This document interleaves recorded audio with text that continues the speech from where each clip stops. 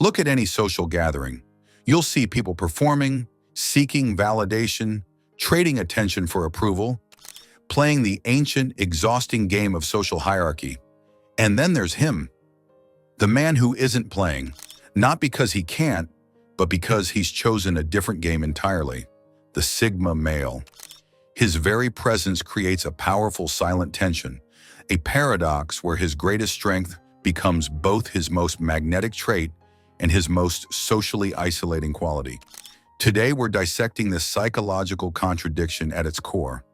Why does a man's radical independence simultaneously draw people in with irresistible force and push them away with unsettling intensity?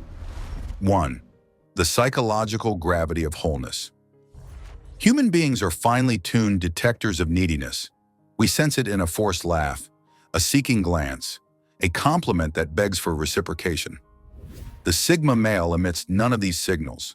He operates from a state of psychological sovereignty, a complete, self-contained ecosystem of validation and purpose.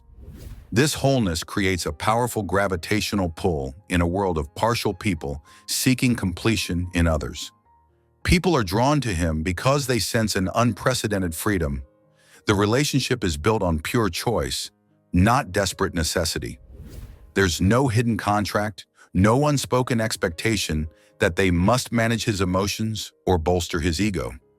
He is an anchor in the chaotic sea of social neediness, and in his presence, others feel a permission slip to stop performing and simply exist.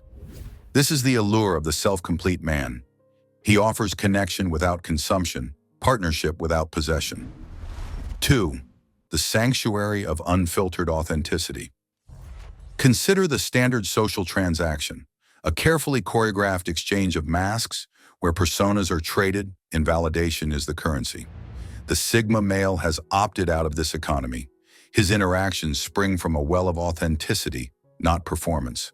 His words are not tools to gain favor, but expressions of genuine observation. His silence is not a weapon of punishment, but a space of comfortable contemplation. This creates a rare sanctuary of true human connection. When he listens, he isn't just waiting for his turn to speak. He is processing, analyzing, understanding. When he speaks, he isn't telling you what you want to hear. He's engaging with what is actually true. For souls exhausted by the endless theater of social life, his unfiltered presence isn't just refreshing, it's regenerative. It offers the revolutionary promise of being seen and valued for your essential self, not your utility in someone else's narrative. 3. The intrigue of the uncharted self. The human mind craves patterns. We love to categorize: the leader, the supporter, the entertainer. The Sigma male defies all categories. He is a living cognitive dissonance, confidently solitary, powerfully quiet, influential without chasing influence. This makes him an endlessly fascinating psychological territory, an uncharted map that beckons the curious. This intrigue is a potent attractor. He is a walking mystery. What motivates a man untouched by conventional rewards? How does he derive such steady confidence from within? This intellectual and emotional curiosity pulls people toward him, desperate to understand the architecture of a mind that operates on such a different frequency. He represents a tangible, alternative way of being human, and that proof of possibility is utterly compelling.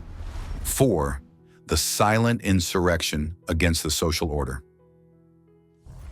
Every tribe, every office, every friend group operates on sacred, unwritten rules.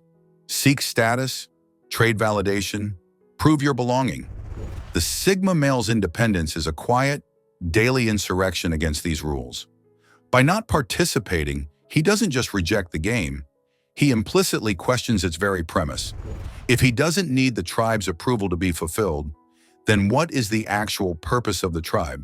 This is existentially threatening on a subconscious level. His existence suggests that the exhausting social performance everyone is engaged in might be entirely optional.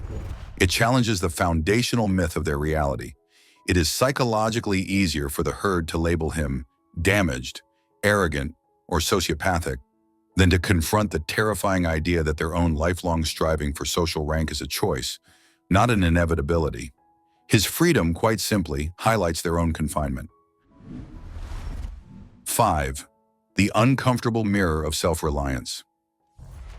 Here lies the most psychologically disruptive aspect of the Sigma male. He functions as a flawless mirror. His comfort in solitude reflects our own deep-seated fear of being alone with ourselves. His indifference to popular opinion reflects our own addiction to social affirmation. His internal compass reflects our own dependency on external direction. Staring into this mirror is deeply uncomfortable. It forces brutal, reflexive questions. If he is genuinely content by himself, why does my heart race at the thought of an empty weekend? If he isn't crafting an image, why do I spend such energy curating my digital life? People often withdraw from him not because of any malice on his part, but because the self-confrontation he necessitates is too acute to bear. It is always easier to dismiss the mirror than to scrutinize the reflection. 6. The terrifying absence of handles. Conventional relationships often operate on a subtle mechanics of influence. We know the levers to pull: appeal to vanity, trigger insecurity, offer the specific validation someone craves. These are the psychological handles we use to navigate, negotiate, and feel secure within our connections. The Sigma male is a smooth, handleless surface. You cannot manipulate him with flattery. He discerns its emptiness. You cannot control him through emotional withdrawal. He values his own space. You cannot pressure him with what everyone else thinks. He has left that courtroom. This lack of leverage is profoundly disorienting and frightening. It means the only currency he accepts is genuine mutual respect and demonstrable truth. For those accustomed to the subtle, reassuring puppetry of social dynamics, engaging with him feels like being stripped of their navigational tools. The instinctive response is to retreat to relationships where the controls are familiar and the outcomes feel predictable. 7. The path of sovereign connection. So where does this leave the Sigma male?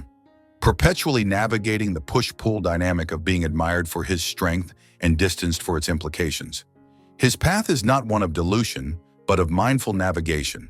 His challenge is translation, how to embody his sovereign nature in a way that builds understanding rather than fortresses.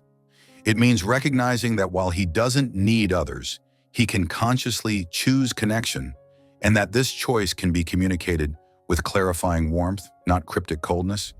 It is the art of being independently whole, yet openly available. For those drawn to him, the path demands courage.